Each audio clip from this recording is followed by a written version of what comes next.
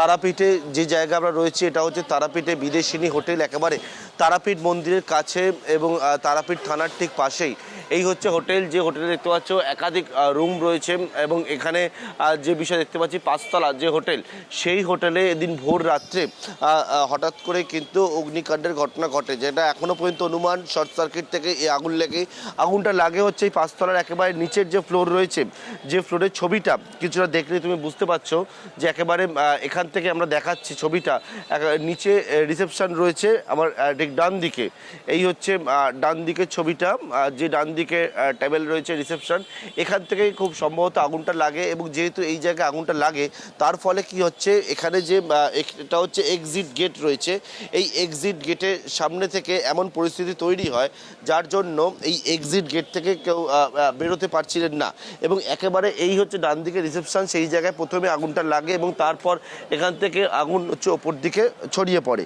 এবং এর ফলে কি হয়, অনেকেই বলছেন যে তারা হচ্ছে হোটেলের মধ্যে আটকা পড়ে থাকেন এবং আটকা পড়ে থেকে একেবারে যে পরিস্থিতি হয়েছিল সেই পরিস্থিতির মধ্যে কিভাবে তারা রক্ষা পাবেন সেই নিয়ে অনেকেই বলছিলেন। আতঙ্কের মধ্যে তারা ছোটাছুটি করতে শুরু করেন, কেউ কেউ বলছিলেন তারা ছাদের দিকে ওঠার চেষ্টা করেন। এবং এখানে দমকল এবং পাশেই হচ্ছে তারাপীঠ থানার পুলিশ তারা আসে এবং আসার পর সঙ্গে সঙ্গে এখানে উদ্ধার কার্য শুরু হয়।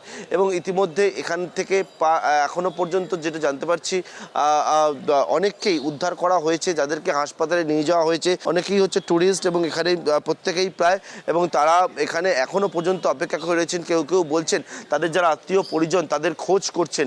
এবং এই হচ্ছে তারাপীঠের যে হোটেল, সেই হোটেলের সামনে আমরা যে জায়গায় দাঁড়িয়ে রয়েছি, এই যে বিদেশিনী হোটেল, এবং সেখানকার অনেকেই যারা এখানে অপেক্ষা করে রয়েছেন, কেউ বলছেন তাদের পরিবার পরিজনদের জন্য তারা খুঁজে বেড়াচ্ছেন। এবং এখানে অনেকেই কিন্তু হোটেল থেকে বেরিয়ে নিচে তারা অপেক্ষা করে রয়েছেন বর্তমানে। রিসেপশনের সুইচ থেকে প্রথম আগুন লাগে বলে অনুমান এবং শর্ট সার্কিট থেকে আগুন লেগেছিল। সেই আগুনের ধোঁয়ায় অসুস্থ হয়ে পড়েন বেশ কয়েকজন। দেখতে পাচ্ছেন রিসেপশনে প্রথম আগুন লাগে এবং তারপর আগুনের লেলিহান শিখা উপরে উঠে যায়। ঘুম ভেঙে বাইরে চিৎকার শুনে অনেক আবাসিক তারা দরজা খুলতে চেষ্টা করেন। আগুনের লেলিহান শিখা ধেয়ে আসে। ঘরের ভিতরে কোনো জানলা ছিল না। বয়স্ক শিশুদের নিয়ে আতঙ্কের প্রহর গুনছিলেন এই হোটেলের ভিতরে আবাসিকরা। পিছন দিক দিয়ে বেরোনোর একটি রাস্তা ছিল, এক্সিট গেট ছিল, কিন্তু সেই দরজা বন্ধ ছিল, যার ফলে অনেকেই বেরোতে পারেননি। প্রাণ হাতে করে সামনে যে রিসেপশন, সামনে যে গেট ছিল, সেখান দিয়ে তারা বেরোনোর চেষ্টা করেন। একেবারে আগুনের লেলিহান শিখা ছবিতে দেখাচ্ছেন। যে সময় পুলিশ আধিকারিকরা পৌঁছেছেন, দমকল কর্মীরা পৌঁছেছেন, একেবারে পাইপ দিয়ে আগুন নেভানোর চেষ্টা করছেন। আর একেবারে ওপরে দেখুন 3 তলা 4 তলায় সেখান থেকে গল গল করে ধোঁয়া বেরোচ্ছে। সিঁড়ি দিয়ে নেমে আসার চেষ্টা করেন আবাসিকরা, কিন্তু অনেকেই কিন্তু সেই নামার সময়, সামনের গেট দিয়ে বেরোনোর সময় দগ্ধ হয়ে প্রাণ হারিয়েছেন। যাদের উদ্ধার করা সম্ভব হয়েছে অনেকেই বেরিয়ে এসেছেন এবং তারা তাদের বিভীষিকাময় যে পরিস্থিতির মধ্যে দিয়ে তারা গিয়েছেন সেই কথা তুলে ধরেছেন আমাদের সামনে। খুব কষ্ট হচ্ছে, আমাদের দম বন্ধ হয়ে আসছে, শ্বাসকষ্ট শুরু হয়ে গেছে। বাথরুমের মধ্যে রয়েছি আমি, আমার হাজব্যান্ড, 2টো বাচ্চা। কি করে বেঁচেছি জানি না। আজকে বাঁচতে পারতাম না, 2 মেয়েকে উনি সুখের সামনেই মরতে দেখতাম। তখন 5:30 সবাই ঘুমাচ্ছিলাম আমরা।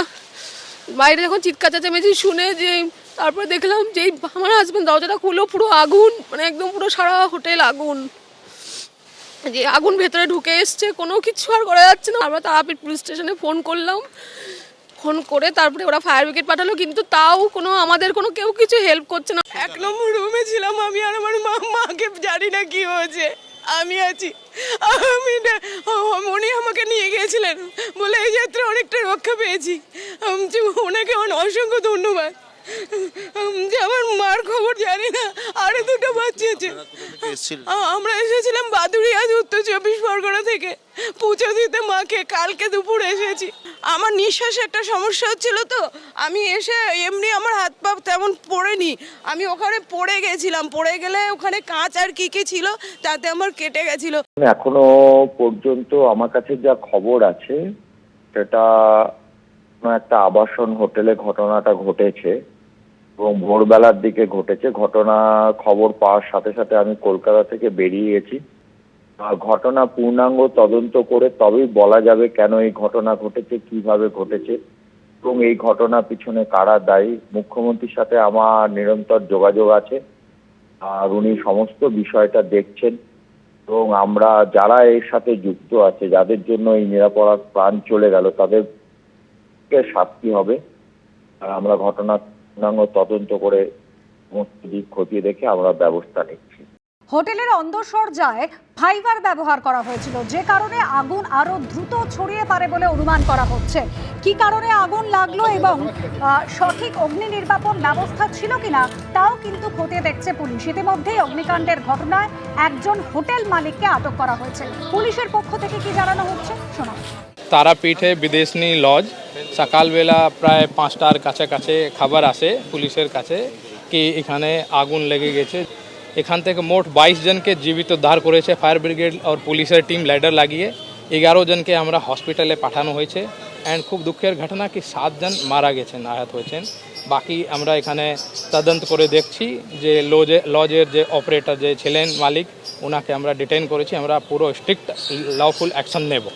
আপাতকালীন ব্যবস্থা যে ভিতরে গিয়ে দেখলাম কিছু ফায়ার হাইড্রেন্ট বা হ্যান্ড হেল্ড ফায়ার এক্সটিংগুইশার্সগুলো আছে, বাট তবু প্রচুর ফলস সিলের কাজ এগুলো আছে। আমরা FSL এর রিকোয়েজিশন করেছি, ফরেন্সিকের টিম আসছে।